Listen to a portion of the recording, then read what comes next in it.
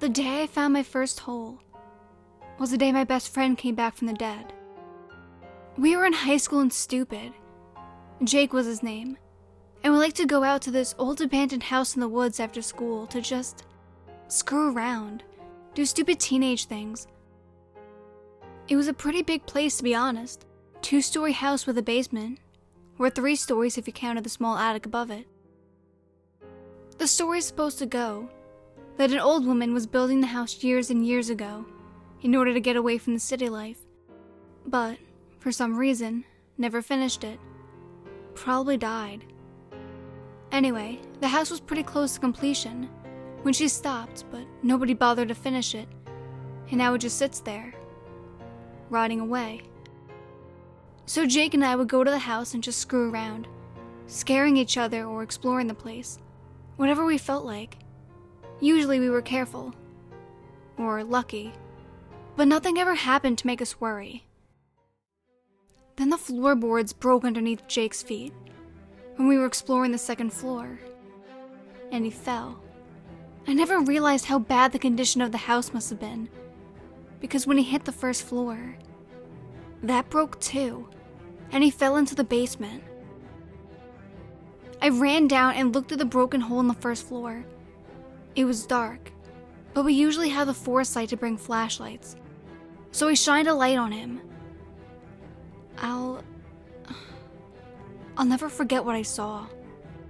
One of the boards or something must have fallen at just the right angle, that when Jake hit the ground, it speared up right through his stomach. I could see him shift and try to grab at it, even hear him gurgle. And then he stopped. He was dead. I was sure of it. Our stupidity got him killed. I was in shock. I didn't know what to do. So I just ran. I ran out of the house and left him there.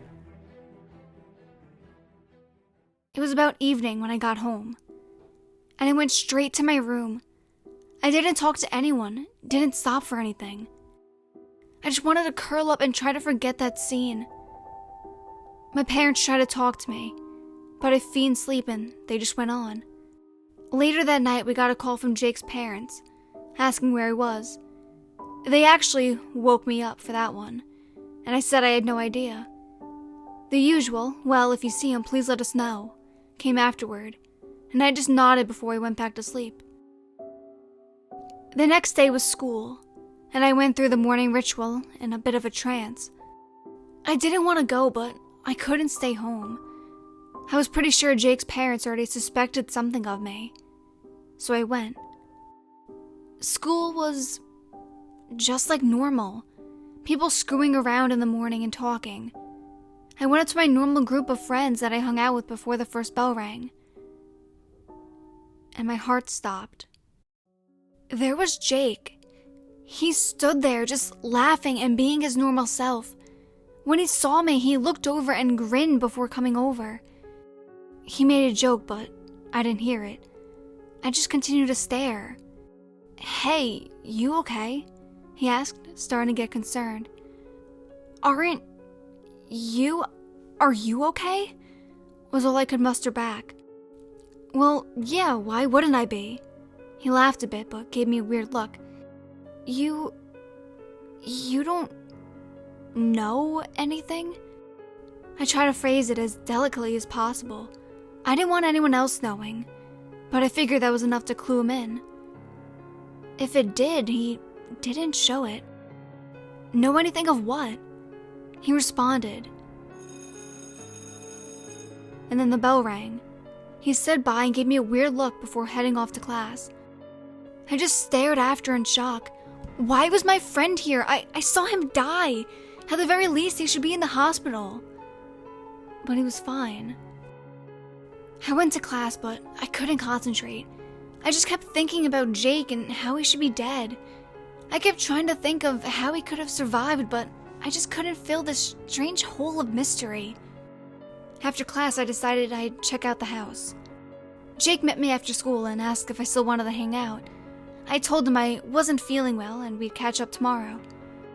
He seemed to accept that and move off.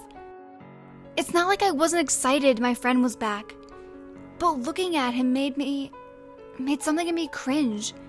He shouldn't be alive. He shouldn't be here. I saw him. So I went to the house that afternoon alone. When I walked in, I could feel something. It was strange but familiar. It was the same feeling I got when I looked at Jake. That something wasn't right and it was just off. However, here, it felt like a lingering feeling. Not the fresh, what the hell, I got when I saw my friend. I stepped forward and looked down. Sure enough, there was the damn hole he fell through. I let out a sigh of relief and bent over. So I wasn't crazy. I slipped out my usual flashlight and shone it down into the hole. Yes, there was the wreck I saw him land on. Just no Jake. Did he get free? Did he magically regenerate or something? I shone my flashlight up to look towards the hole in the second floor. It wasn't there.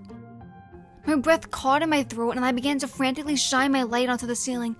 Where was it? It should be right above the damn hole in the floor. But nothing. I bolted up the stairs and, sure enough, there was nothing in the floor where he fell. Nothing. Something was wrong, really wrong. I wandered back down to the first hole and peeked down into it. I'm sure that was the moment that solidified my fate. If I had just ignored it, moved on, and been plain happy that my friend was back, I might have been able to continue life as usual. But that moment, I saw something. Just a flash of something black, blacker than the darkness beyond my flashlight's range shift and fly out of sight. I gasped and stumbled back, breathing heavily. I know I should have run, but my curiosity took hold. And my logical side said it was just some animal or trick of the light. So I swallowed my fear and leaned over to peek again. I didn't see that flash of black again, but I did notice something. The boards in the wreckage underneath the hole were gone. With that note, I knew something was wrong. Nobody can clean up something like that mess in a blink of an eye. I bolted, I ran out of that house and through the forest, swearing up and down that something was chasing me. I had a feeling that there was something out there. But now I know it was just simply watching me. For now. I ran home and slammed the door shut behind me before I leapt into my bed. My body curled up and I just lay there, trying to comprehend what was going on. It took me a while, but I finally drew myself out of bed. I had to figure out what was going on, but like hell I was going back to that damn house. Not if some monster was in it. So I did what any teenager would do. I went to the internet and researched. It was slow and I didn't have a lot of luck at first. Looking up paranormal just got me weird pictures and stories. Frank comes back from the dead. Got me a lot of zombie stuff. Missing Time seemed to get me a little more info. A lot of it was around aliens, but a few stories seemed to pique my interest. Like something crazy seeming to happen. Like a car crash or accident. And suddenly, there's a time jump. And things seem to be okay. Like nothing ever happened. There was one post on a missing time board that seemed to draw my attention. It was titled Plot Holes. It was only posted a couple days ago. I curiously clicked it. Everyone seemed to speculate what caused this whole missing time thing. A lot of the time it was aliens or dimensional, whatever. This guy, however, acted like he knew for a fact. And his reason was the most bizarre of them all. He started by telling a similar story. In a nutshell, his wife was killed in a household accident when part of their house caved in during a storm. While trying to get to her, he was knocked out by some other debris. When he came to, he was sitting in the living room, and his wife was trying to wake him up. The house was fine, with no sign of disaster, and she was alive. He was ecstatic, but described a strange feeling, Like he had figured out something he shouldn't have, and that his wife shouldn't be there. Like my feeling I got with Jake. Over time, he couldn't be around her. It was just too strange. So he left. He went on the road, taking what money he had and doing weird little jobs here and there, while staying in motels. While he went, he began to research. It took a great amount of time, but he found others with similar experiences. Most of them just described it as a miracle and moved on with their lives. Others couldn't shake the feeling like he did.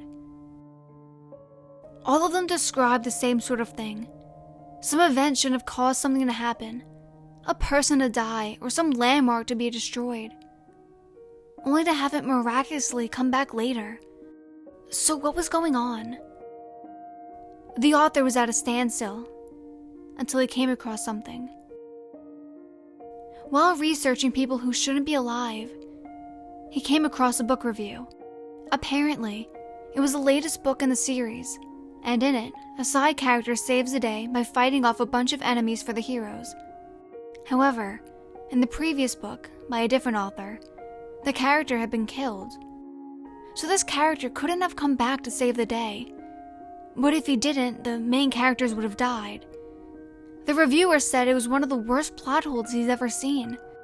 That got the former author and me thinking. He said he'd post again after he experimented a bit, and I didn't blame him. I had a few things I wanted to experiment with as well. Nevertheless, I dropped him a message saying I read his post and that something similar happened to me, then called it a night early. I had to be extremely alert if I was going to try to look for the signs I wanted to find. The next morning, I woke up and started my first attempt at looking for plot holes. I know how crazy that sounded, but something seemed to click after reading that review. Someone should have died, but that was ignored so he could do something of significance later. It sounded so familiar. The first few days I didn't notice anything, except for that weird feeling around Jake. Nobody else seemed to have it. The third day was when I noticed my first plot hole. It was minor, the most minor of details, but it was there. One of the girls in my class went from wearing a skirt to a set of jeans between periods. I know how that seems to make me look, but I'll admit it, the skirt was why I noticed. But to change into a pair of jeans within 7 minutes while walking across campus to another class? That doesn't make any sense. I guessed it was possible, but it just didn't make sense. It was like a costume got wrong during a scene change. After that, it went all downhill. I kept seeing changes everywhere. A sign would be black in the morning, but light green later at night. Or a friend would go from wearing a sweater to a t-shirt when I looked away from a moment. You'd think that people would notice these changes, but nobody did. Maybe it was a strange feeling that I got, something being off after the accident with Jake. Or perhaps you just had to be looking for them. But as I kept looking, they were everywhere. It was about a week and a half before I got a response back from the plot hole's author. He introduced himself as Dennis and apologized for being late to respond. His reason why? He had gotten caught up in observing plot holes. He was noticing the same thing I was. This was the first time I've ever actually spoken to this guy, but the changes he has described match mine to a T. Except for one thing. After noticing a misspelled sign above a store late at night, he turned away for a moment to look back and saw a shadowy black figure floating by it. It was hazy, like looking at the figure through a fog that just wasn't there. But after the being floated away, the spelling error was gone. A shiver went down my spine. That seemed too close to whatever I might have glimpsed at the house. I hadn't seen it full on yet, but now I knew what I was looking for. I wish I hadn't. It wasn't long before I began to see them. You had to look at just the right moment, I found out. When it seemed like nobody was watching or paying attention to that little error you just noticed, then you could make it out. A shadowy haze of a being, seeming to be dressed in a long black robe with a hood, messing with it until it changed. I saw one fade from my friend's t-shirt into a jacket shirt set on a cold day in class. And I saw another change in the entire stack of books at the library into a completely different set before they were picked up by a student. Nobody noticed them, just like the holes. It was like you had to be on that wavelength to notice. I'd been conversing with Dennis a bit online, and he agrees with that idea. It seemed that you had to notice one to start seeing the others. If you could brush it off, then your life would go on. But if you were the curious sort, then you were like the two of us. You could just keep seeing them all the time. I was starting to go crazy. I couldn't say anything to anyone, and Jay kept bothering me about why we never hung out anymore. I just couldn't look at him. He wasn't natural. But I realized it wasn't him. It was those things that brought him back. Maybe he had some destiny or something, but I had no idea. Things took another turn when I was having a Skype conversation with Dennis. He asked if they had noticed me yet. I told him no, and then it got quiet for a long time. After some bugging, he finally responded and told me one of his friends that was helping him look into this occurrence was gone. Nobody even seemed to remember his existence.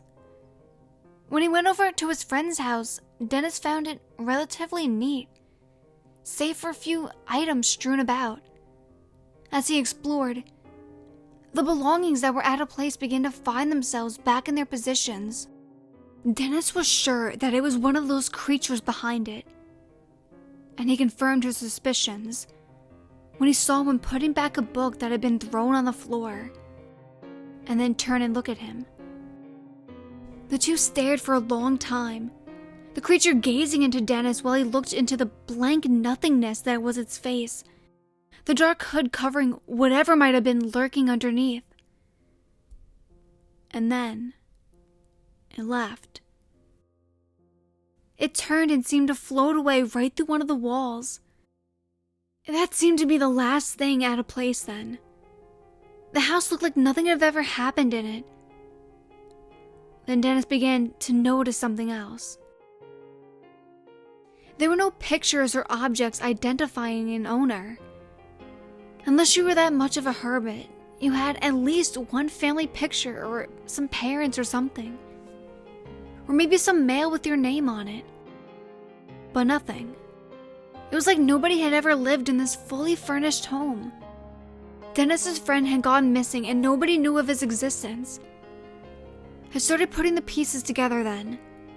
If these creatures could bring someone back from the dead, they could easily get rid of someone, right? This meant I was in danger. After that, I stopped. I was out. I ignored Dennis's messages. I tried to ignore all the holes I constantly noticed. I did my best to ignore those shadowy creatures when I caught them. I even tried to hang back out with Jake, but every time we hung out together, it was like I was looking at the face of a lie, and looking at him just made me think of those creatures. I imagined one pulling him up from that debris, slipping that board throughout out of his body, knitting up his wounds like nothing happened. I did my best to look past it all. Dennis was hard to ignore, however. He just kept tracking me down. I'd block him from my email and messengers, but he'd start making new accounts to talk and send me more messages, and he seemed to be sending more and more as the days went on. Finally, one day, I received an email from a new account that clearly was Dennis. I was about to delete it and block him again, but the subject chilled me to the bone. "They're after me. Get on Skype. I need help." I didn't know what to do. If Dennis was in trouble from these things, then I had to help. I couldn't just leave him, but after him, they might turn their sights on me. I had to help. I wasn't going to just leave him hanging, especially if he was in danger. I logged onto Skype, added his new account, and immediately got a video chat request. Dennis was in his apartment with the lights off, and he looked terrified. "What's going on?" I asked as I leaned in. "They've been following me around," he spoke. His voice was an exasperated whisper. "More and more of them keep coming around, and not to just fill holes, they're watching me." "Are you sure?" In response, he lifts up his laptop and carried it out to what looked like to be the kitchen. He set it down in front of a window and drew back the curtain.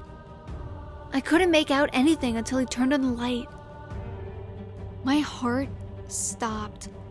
I'd only seen one of them at a time, maybe even two if something was a particularly big change. But there was at least 3 or 4 behind the window, just staring in with those empty, hooded faces. He quickly flicked off the light and turned the laptop back towards him. Do you see? I don't know what to do. I don't want to end up like Jerry. Tell me what to do." He was getting more and more anxious. I had no idea what to tell him. I didn't know what these things were. I didn't know what they wanted or how to even stop them. I opened my mouth but couldn't form the words that he needed to hear. As I stammered to find out what to say, I saw them slip into the background behind him, through a freaking wall with a cabinet. "Dennis!" I yelled. "Behind you!" He turned just as the first approached. God, there was a bunch slipping in now. 3, then 4, then 5. He never stood a chance. The first reached forward with an inky arm and shoved it straight through his chest. There wasn't any blood or even a sound save for Dennis's terrified scream. He began to writhe, grasping at his chest as the creature held him thereby. I don't even know what. His spine, his heart. Hell, it could have even been his soul for all I know. Then the others were on top of him. They fell onto him like a dark dog pile, consuming him in their dark presences. I couldn't scream. I couldn't look away. I just watched as he faded from view and those creatures piled onto him. Then slowly, ever so slowly, they backed away. Dennis was gone. I bit back tears as I saw the empty space he had been in. I knew what had happened. He was gone, erased. Nobody would even remember him. He was a hole that had to be filled in and taken care of. Then their attention turned to the computer. To me. My eyes widened as realization had hit me. I was another hole. I was an issue in their grand scheme. A thorn that had to be plucked, a part that drew attention to the intricacies of this world that they were trying to design. And I had to be taken care of. I didn't even bother to turn off the computer. I just stood and turned only to find myself face to face with a horde of them in my own house, in my own room. My back went to my desk as one shadowy shade glided to me, and its arm rose and I could almost make out the tendrils of its foggy black cloak and its individual digits of its dark fingers. I couldn't move. I was frozen. And then it struck. I didn't physically feel the hand shove into my chest, but I felt it somewhere deeper, like it was grabbing an intimate part of my being. I felt violated, exposed, and most of all, completely terrified. I screamed as it began to squeeze. It hurt so damned much. My vision blurred and I could see the others move around me. They filled in a circle around my body, regardless if there was something in their way or not. They just glided through like those things weren't there. And then they fell upon me. Black hit me from every side. I screamed, but no sound came out. I could feel my hand retching back, pulling something so personal to me away. My body felt limp, and then I started to feel nothing. It inched along my limbs, slowly turning, feeling of cold, pain, terror, into absolute nothing. I could only describe it as feeling of being erased. There was a feeling, strong feeling, and then nothing. It slowly inched along, riding up along my arms and legs until it consumed my whole being. The pain faded with it, along with the sounds of the world in my vision before me. Soon, nothing was before me but pure blackness. I was gone. I knew it. I was dead, or worse. I didn't exist any longer. Stretched out before me was nothing but darkness. I tried to call out into the void, to claw my way forward, but I couldn't move a limb. More like, though, I didn't have a limb to move or a mouth to yell. I was just an essence, a leftover floating in an endless void of nothing. I'm still here, in pure nothingness. I can't move, or I don't think I have anything left to move. It's gone. Every part of me is gone. I wonder what happens now. I wonder what Jake's destiny was. I also begin to wonder if this was death, or something worse. A punishment for sticking my nose in places it shouldn't be. Is this death? Or pure erasure? I'm sure Dennis is feeling the same things I'm feeling. I can almost imagine him too, floating in the same void. Maybe one day we'll meet each other. It's a hope that I'll try to keep alive. It keeps me sane that I might, one day, not be alone here. That's the end of my story. I wish it was better. I wish I could say I fought back and saved myself. At least that I was on the run. But some plots don't have a happy ending. However, I'm sure I've left you wondering one final thing. If I'm dead, or erased, then how could I have written this? Well, my poor friend, you've just discovered your first plot hole. Be wary if you see any more.